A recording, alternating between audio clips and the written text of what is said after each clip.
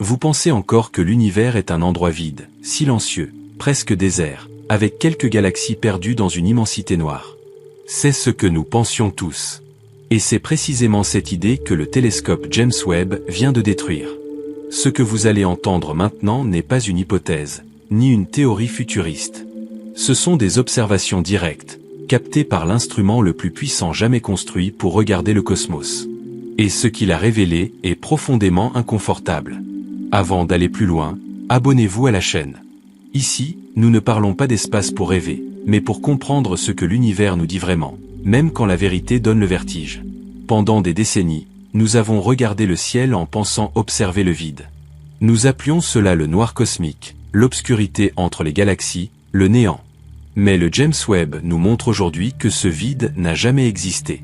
Chaque zone que nous pensions sombre est en réalité saturée. Saturée de galaxies anciennes. Saturée de structures invisibles à nos anciens télescopes. Saturée d'histoires cosmiques empilées sur elles-mêmes. Quand Webb pointe ses instruments infrarouges vers une région minuscule du ciel, là où l'œil humain ne voit rien, il ne découvre pas une poignée de points lumineux.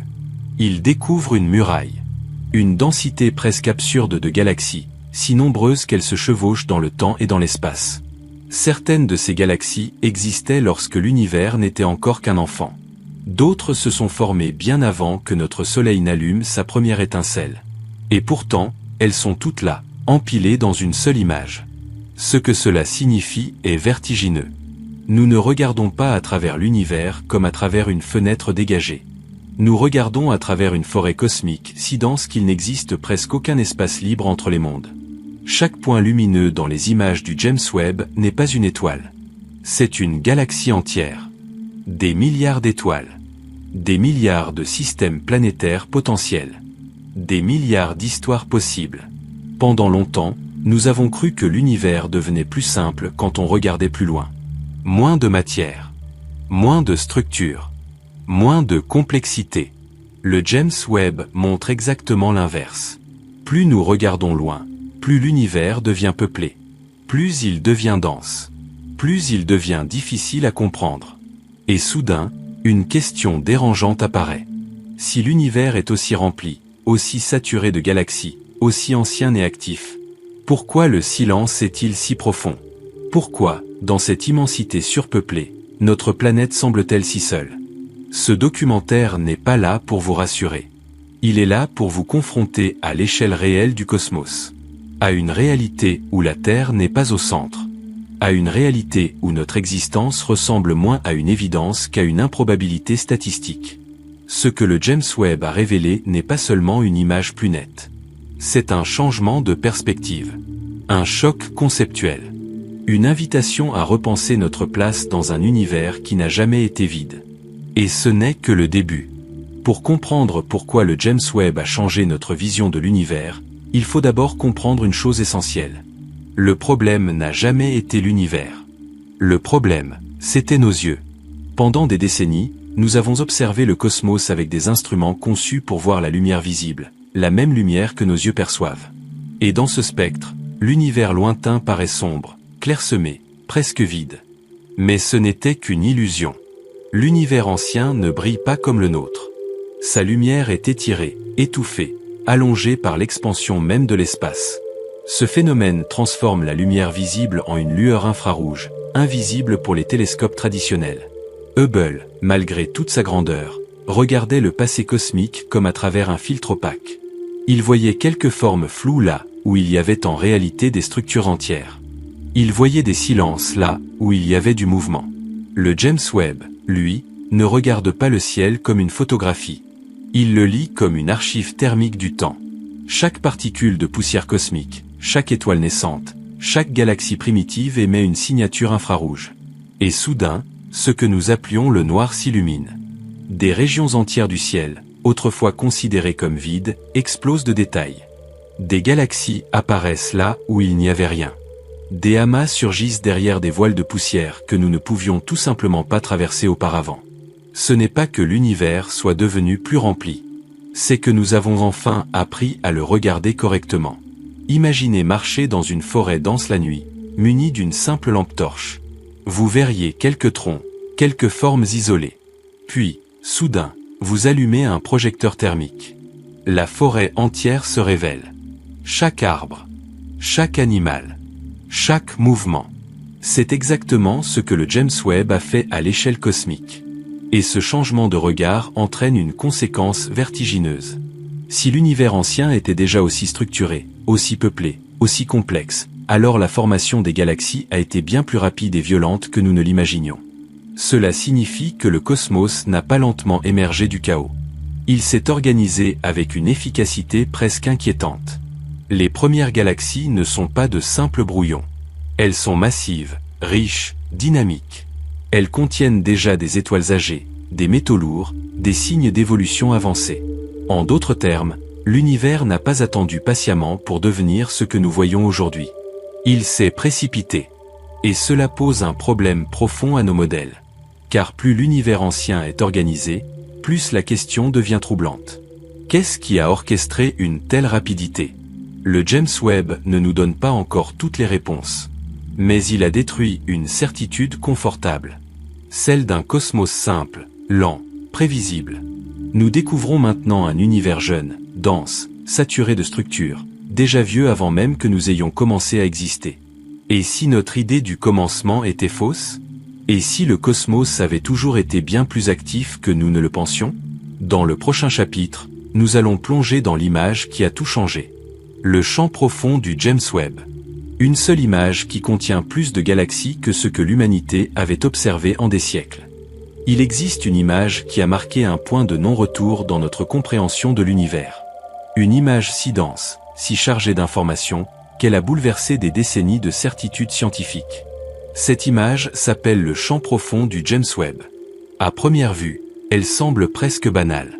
Un rectangle sombre, parsemé de points lumineux. Mais cette apparence est trompeuse. Chaque point que vous voyez n'est pas une étoile. Ce n'est pas un objet isolé. C'est une galaxie entière. Certaines sont proches, à l'échelle cosmique. D'autres sont si lointaines que leur lumière a commencé son voyage peu après la naissance de l'univers. Nous ne les voyons pas telles qu'elles sont aujourd'hui.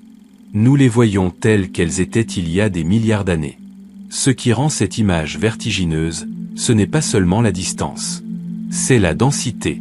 Dans une portion du ciel plus petite qu'un grain de sable tenu à bout de bras, le James Webb révèle des milliers de galaxies. Des galaxies empilées les unes derrière les autres, à différentes époques du temps cosmique. Imaginez un puits sans fond. Chaque couche représente une époque différente de l'univers. Le champ profond n'est pas une photo. C'est une coupe transversale du temps. Avant Webb, nous pensions que ces régions profondes seraient pauvres, simples, primitives. Mais ce que nous voyons est tout l'inverse. Les galaxies anciennes ne sont pas petites et désorganisées. Elles sont massives. Elles sont lumineuses. Elles sont déjà structurées. Certaines montrent des bras spiraux bien définis. D'autres présentent des noyaux actifs, alimentés par des trous noirs géants. Cela signifie qu'en très peu de temps cosmique, des structures colossales ont émergé. Et cela dérange profondément la logique. Car pour construire une galaxie mature, il faut du temps. Il faut des générations d'étoiles. Il faut des cycles de naissance et de mort. Il faut de la complexité. Or, le James Webb observe cette complexité là où elle ne devrait pas encore exister. C'est comme découvrir une ville entière, avec ses routes, ses bâtiments et son histoire, à un endroit où l'on s'attendait à trouver un simple campement. Le champ profond ne montre pas un univers en formation. Il montre un univers déjà adulte, bien trop tôt. Et plus les astronomes analysent ces données, plus une idée inconfortable s'impose. Nous avons peut-être sous-estimé la capacité de l'univers à s'organiser. Ou pire encore, nous avons mal compris son commencement. Si le cosmos était déjà aussi riche si tôt, alors notre récit linéaire de l'évolution cosmique est incomplet. Quelque chose manque dans l'histoire. Le champ profond du James Webb n'est pas seulement une image spectaculaire. C'est un avertissement silencieux. Il nous dit que l'univers est plus ancien, plus dense et plus mystérieux que prévu. Et surtout, il nous confronte à une réalité troublante. Nous ne sommes pas en train d'observer les marges du cosmos. Nous sommes en train de regarder un océan sans rivage.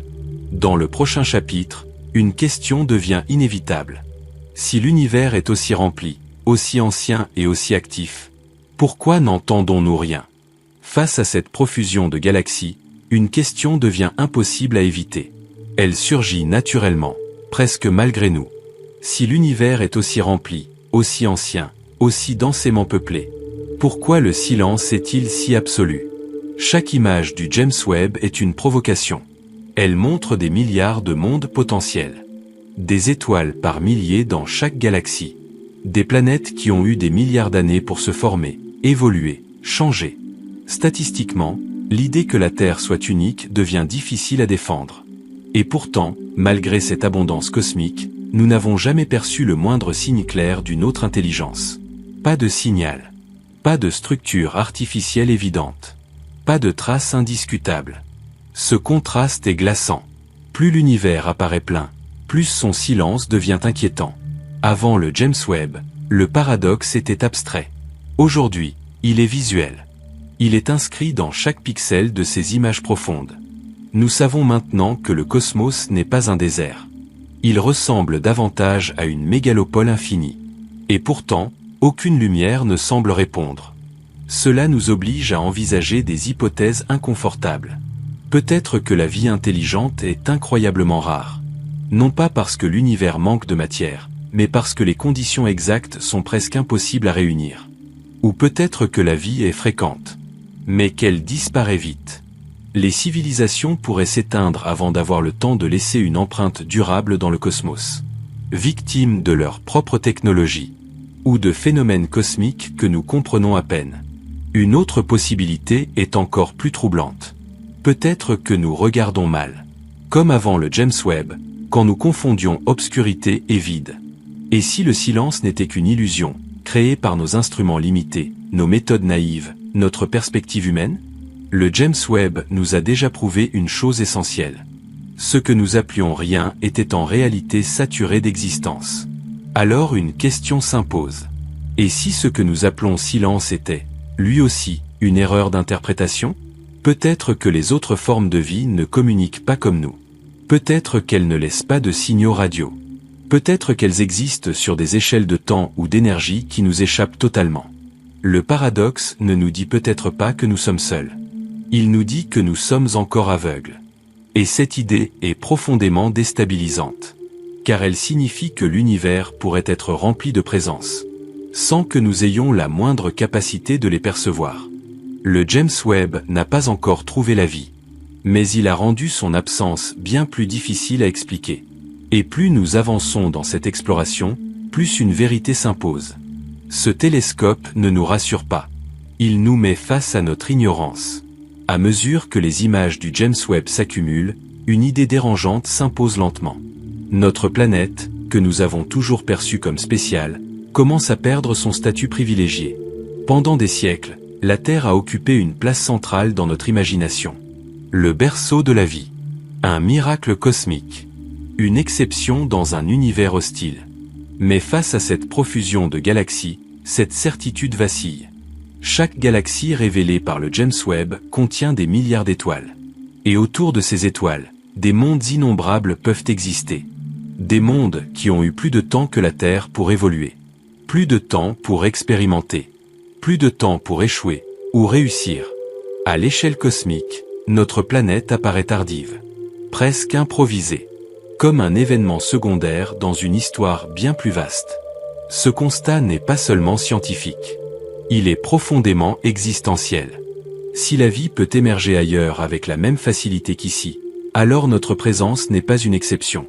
Mais si la vie est extrêmement rare malgré l'abondance cosmique, alors notre existence devient encore plus fragile. Dans les deux cas, le confort disparaît. Le James Webb nous force à accepter une vérité inconfortable. L'univers n'a pas été conçu autour de nous. Il ne nous attendait pas. Il n'a pas changé pour nous accueillir. Nous sommes apparus dans un cosmos déjà ancien, déjà structuré, déjà indifférent. Cette prise de conscience provoque un vertige particulier. Un vertige silencieux.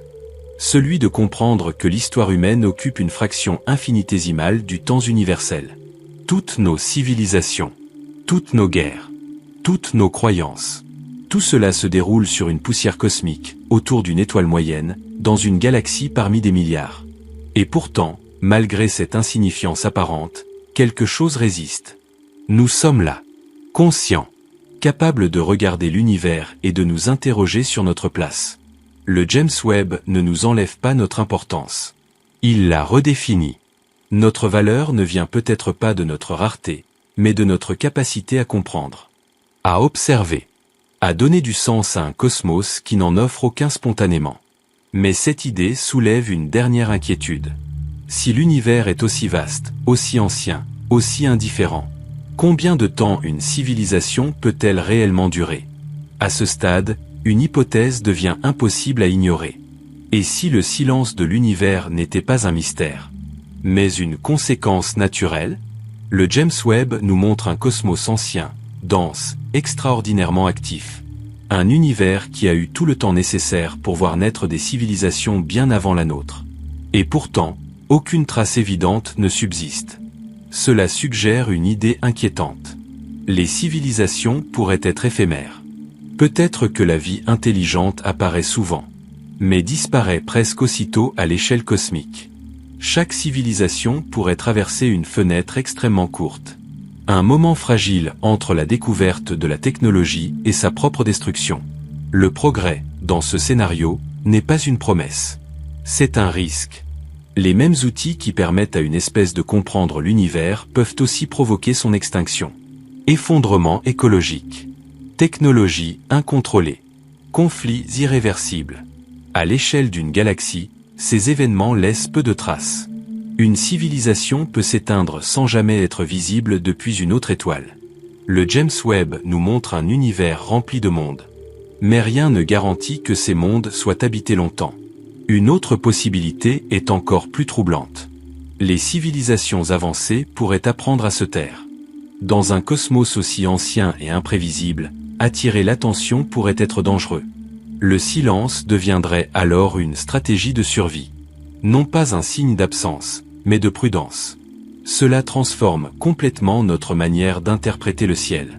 Nous ne regardons peut-être pas un univers mort. Nous regardons un univers discret. Chaque galaxie pourrait abriter des histoires qui ne laissent aucune signature durable. Des intelligences qui existent, évoluent, puis disparaissent sans laisser de cicatrices visibles. Le James Webb ne détecte pas les pensées. Il ne voit pas les intentions.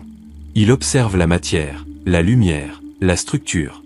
Et peut-être que la vie intelligente, une fois suffisamment avancée, devient invisible à ce regard. Cette idée est profondément déstabilisante. Car elle signifie que notre solitude apparente n'est pas exceptionnelle. Elle est peut-être la norme. Et soudain, une autre question surgit. Si tant de civilisations ont pu apparaître et disparaître, où en sommes-nous, nous? Si le James Webb observait la Terre depuis l'autre bout de l'univers, que verrait-il réellement? Pas nos villes, pas nos frontières, pas nos histoires. Il verrait une fine pellicule de lumière autour d'une étoile banale. Une signature chimique fragile, instable, temporaire. À l'échelle cosmique, notre planète n'est pas un monument. C'est un instant. La vie sur Terre existe depuis un temps dérisoire comparé à l'âge de l'univers. Et la civilisation technologique, encore moins. Nous sommes une parenthèse lumineuse dans une histoire qui s'étend sur des milliards d'années. Le James Webb nous oblige à regarder cette réalité sans filtre émotionnel. Il ne juge pas. Il ne valorise pas. Il montre. Et ce qu'il montre, c'est que rien n'indique que notre présence soit destinée à durer. La Terre n'émet aucun signal particulier qui garantirait sa survie à long terme. Elle n'est pas protégée par l'univers. Elle n'est pas signalée comme spéciale. Elle existe, pour l'instant. Cette prise de conscience est difficile à accepter. Nous aimons croire que notre intelligence nous rend différents, que notre technologie nous rend durables. Mais à l'échelle du cosmos, l'intelligence n'est pas une garantie de longévité. Elle peut même être un facteur de fragilité. Le James Webb observe des étoiles mourir, des galaxies entrer en collision, des systèmes entiers disparaître sans laisser de traces. Dans cet environnement, la permanence est l'exception. La Terre survit parce qu'elle est encore jeune. Parce que les conditions sont, pour l'instant, favorables. Mais rien ne garantit que cela durera. Et c'est là que le message devient clair. Notre avenir ne dépend pas de la taille de l'univers. Il dépend de la manière dont nous choisissons d'exister à l'intérieur de lui. Le James Webb ne nous condamne pas. Il nous avertit silencieusement. Il nous montre ce qu'est un univers indifférent. Et il nous laisse face à une responsabilité nouvelle. Si nous sommes conscients dans un cosmos inconscient, alors notre rôle n'est pas de dominer, mais de durer. Après avoir observé l'univers à travers les yeux du James Webb, une chose devient évidente. Ce télescope ne nous a pas seulement montré ce qui existe. Il nous a montré comment regarder. Pendant longtemps, nous avons abordé le cosmos comme un décor. Un arrière-plan lointain pour nos propres histoires. Un espace vide autour de nous. Mais cette illusion n'est plus possible. Le James Webb révèle un univers saturé d'événements, de structures, de transformations permanentes. Un univers où rien n'est figé, où rien n'est stable, où tout est en mouvement constant. Dans ce contexte, la question n'est plus de savoir si nous sommes importants. La question est de comprendre ce que signifie exister dans un tel système. Nous ne sommes pas le centre. Nous ne sommes pas le but. Nous sommes une conséquence. Une conséquence de lois physiques impersonnelles, d'un chaos organisé, d'un temps immensément long. Et pourtant, quelque chose d'unique émerge. La conscience. Dans un univers qui n'a aucune intention visible, la capacité de se poser des questions devient un phénomène rare. Non pas parce qu'il est improbable, mais parce qu'il est fragile. Le James Webb nous montre des milliards de galaxies. Mais il ne nous montre aucune signification prête à l'emploi. Le sens n'est pas inscrit dans les étoiles. Il n'est pas gravé dans les nébuleuses. Il n'existe pas dans le vide cosmique. Le sens apparaît quand une intelligence regarde l'univers et décide que cela compte. Et cette prise de conscience change tout. Notre valeur ne vient pas de notre taille, ni de notre durée. Elle vient de notre capacité à témoigner de l'existence du cosmos. Si un jour la Terre disparaît, l'univers continuera. Les galaxies continueront de naître et de mourir. Le temps continuera de s'étendre. Mais pendant un instant, quelque part dans cette immensité, l'univers a été observé, compris, interrogé. Et cela suffit à transformer un simple événement cosmique en expérience. Le James Webb ne nous a pas rendus insignifiants. Il nous a rendus responsables. Responsables de ce que nous faisons de cette conscience. Responsables de la manière dont nous existons dans un univers qui n'a pas besoin de nous. Après ce voyage à travers les images du James Webb, une dernière illusion tombe. L'idée que comprendre l'univers nous apporterait du réconfort. Pendant longtemps, nous avons cru que plus la science avancerait, plus le monde deviendrait clair, stable, rassurant. Mais ce que le James Webb nous offre n'est pas un refuge. C'est une lucidité. Il nous montre un univers immense, ancien, indifférent, mais aussi incroyablement cohérent. Un univers qui obéit à des lois simples, appliquées sans émotion, sans intention, sans exception. Dans ce cadre, l'existence humaine n'est ni absurde, ni centrale. Elle est contingente. Nous sommes ici parce que les conditions l'ont permis. Parce que, quelque part dans cette immensité, la matière s'est organisée de manière temporairement favorable. Et cette réalité est à la fois déstabilisante et libératrice. Déstabilisante, parce qu'elle détruit l'idée d'un cosmos conçu pour nous. Libératrice, parce qu'elle nous rend pleinement responsables de ce que nous faisons de notre passage. Le James Webb ne promet pas un avenir. Il n'annonce pas une destinée cosmique. Il montre simplement ce qui est. Un univers où tout finit par changer. Où même les galaxies disparaissent à long terme. Où rien n'est éternel, pas même les étoiles. Face à cela, la question n'est plus de savoir combien de temps l'humanité durera. La question est de savoir comment elle choisira de durer. Allons-nous être une civilisation bruyante et brève, rapidement effacée par le temps cosmique? Ou une présence discrète, consciente de sa fragilité, attentive à sa propre survie? Le silence de l'univers n'est peut-être pas un avertissement extérieur. Il est peut-être un miroir. Un miroir qui nous montre ce qui arrive aux civilisations qui ne comprennent pas leur propre échelle. Qui oublient qu'elles vivent dans un cosmos qui ne pardonne pas l'arrogance. Le James Webb ne nous observe pas. Mais il nous place face à une vérité que nous ne pouvons plus ignorer. Nous ne sommes pas faits pour conquérir l'univers. Nous sommes faits pour comprendre notre place à l'intérieur de lui. Et cette compréhension mène naturellement à une dernière étape. La conclusion de ce voyage. Après avoir traversé les images du James Webb, une chose devient impossible à nier. Nous ne regardons plus l'univers de la même manière. Quelque chose s'est déplacé en nous, silencieusement, comme une prise de conscience tardive mais irréversible. Ce que nous pensions comprendre n'était qu'une surface. Le James Webb ne nous a pas offert un spectacle. Il nous a retiré un voile. Il a révélé un cosmos qui n'attend rien de nous, mais qui nous oblige à réfléchir à ce que nous faisons ici. Et cette question est plus lourde que toutes les distances. Nous avons découvert un univers plein à craquer. Pas seulement rempli de matière, mais rempli d'histoire, de transformation, de naissance et de disparition. Un univers où la permanence est une illusion confortable.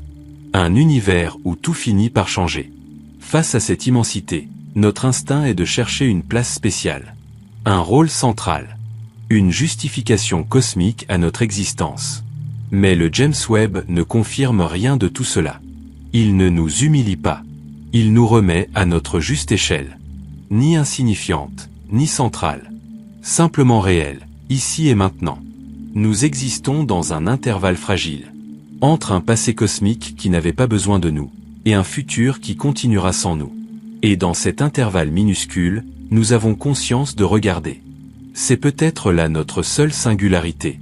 Le cosmos n'a pas de morale. Il n'a pas de projet visible. Il n'a pas de préférence. Il applique ses lois avec une indifférence parfaite. Et pourtant, au cœur de cette indifférence, la conscience apparaît. Une capacité étrange à observer, à ressentir, à donner du sens là où il n'y en a pas spontanément. Une anomalie fragile, mais puissante. Le James Webb nous montre que l'univers n'est pas vide. Mais il ne nous dit pas pourquoi quelque chose existe plutôt que rien. Cette question reste ouverte, suspendue, presque douloureuse. Et peut-être qu'elle doit le rester. Car toutes les réponses faciles disparaissent quand on regarde vraiment le ciel. Il ne reste que la responsabilité de ce que nous faisons de notre passage. Comment nous traitons notre planète? Comment nous traitons les autres formes de vie? À l'échelle cosmique, la Terre est un point. Mais pour nous, c'est tout. Et cette contradiction est fondamentale. Elle exige de la lucidité, pas du désespoir. Le James Webb ne nous invite pas à abandonner l'espoir. Il nous invite à le redéfinir. Non pas comme une promesse cosmique, mais comme un choix conscient. Un choix de durer, de comprendre, de préserver. Peut-être que l'univers est silencieux parce que durer est difficile. Peut-être que la conscience est rare parce qu'elle est fragile. Et peut-être que notre responsabilité est précisément de protéger cette fragilité. Ici, sur ce point bleu perdu, nous ne savons pas combien de temps l'humanité existera. Nous ne savons pas si d'autres intelligences nous observent ou nous ont précédés.